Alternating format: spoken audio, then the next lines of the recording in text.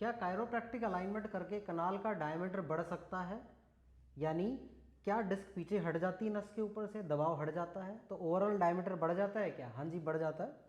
तरसीम सिंह है पंजाब से, मेरे पास आए थे 25/10/2025 को। तब जब हमने बहुत ज़्यादा तकलीफ थी, अलाइनमेंट किया था। हाँ सर।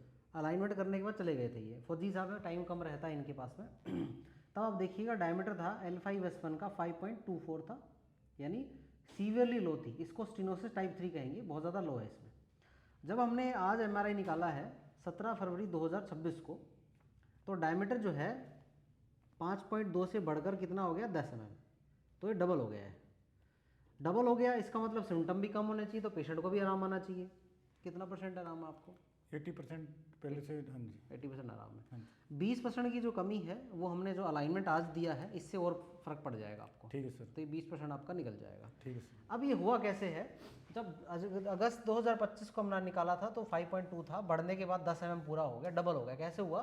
3 वजह रही हैं। एक तो हमने अलाइनमेंट किया, अलाइनमेंट करने से डिसेंसिटाइज होता है DRG, सूजन कम हो जाती है, केमिकल रेडिकुलाइटिस कम हो जाता है। दूसरा, पेशेंट ने अच्छे से मेहनत करके एक्सरसाइज करी है, उससे फ़र्क पड़ा है।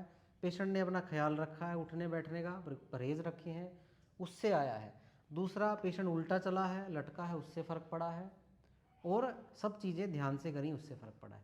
तो सारी चीज़ें जब इंसान करता है, मुझे लगता है पेशेंट ठीक होता है। अगर किसी को आराम नहीं पड़ रहा है, इसका मतलब इन चीज़ों में से कोई ना कोई कोताही बरती गई है।